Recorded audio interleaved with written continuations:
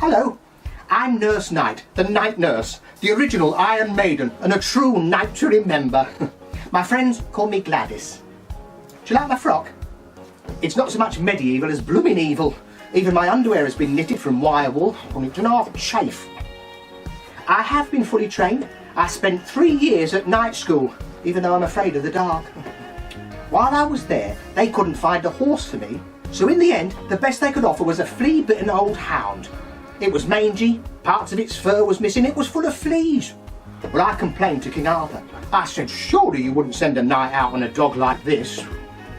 Yes, night school was run by King Arthur and his right-hand man, Merlin. I was never too keen on Merlin. I always preferred his brother, Merlot. Yes, I like my wine like my battle dress, fortified. During jousting training, Merlin asked me if I'd ever been poked by a lance. I said no, but I was once lightly caressed by a Stephen. You see, nowadays, you don't get many guys named Lance, but back in the Dark Ages, people used to be called Lancelot. Our Lancelot used to hire himself out for jousting tournaments. He was what you'd call freelance. He used to call the show Joust a Minute. But in the end, he ran away to join Ye Olde Strictly, so now we call him Sir Dance-a-Lot. See, that's why it's called the Dark Ages, because of all the knights. There was the knight that invented the round table, circumference, though he almost got fired for cutting corners. There was the knight no one expected to see on the battlefield, surprise! There was the one who was afraid to fight, surrender. There was Sir Robin, he was always very reliant. There was one whose armour was made entirely of pottery, ceramic. There was one who loved beef, sirloin. The spy, surveillance. There was the one who was unbelievable, surreal. And we always had an extra one, surplus. Then we used to have a great time though. We often played musical chairs, or as King Arthur used to call it, Game of Thrones. Well, we wouldn't play for long, as Arthur always said, once a king, always a king, but once a knight is enough. See, that's where I met my future husband. We didn't have email, we had chain mail. That's why we didn't get spam a lot.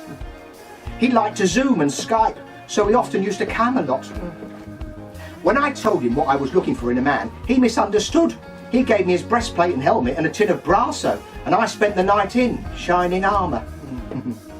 He was actually a stunt performer. His stage name was Medieval Knievel. When I first met him, I said, "Good morning, good night."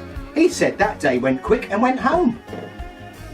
I remember on our first date, he said, "What would it take to get inside your armour?" I said, "A tin opener." He told me he owned a castle, and he did. It was a bouncy castle. When I first went in there, I hit the roof. Well, we couldn't afford to keep it though, due to the costs of inflation.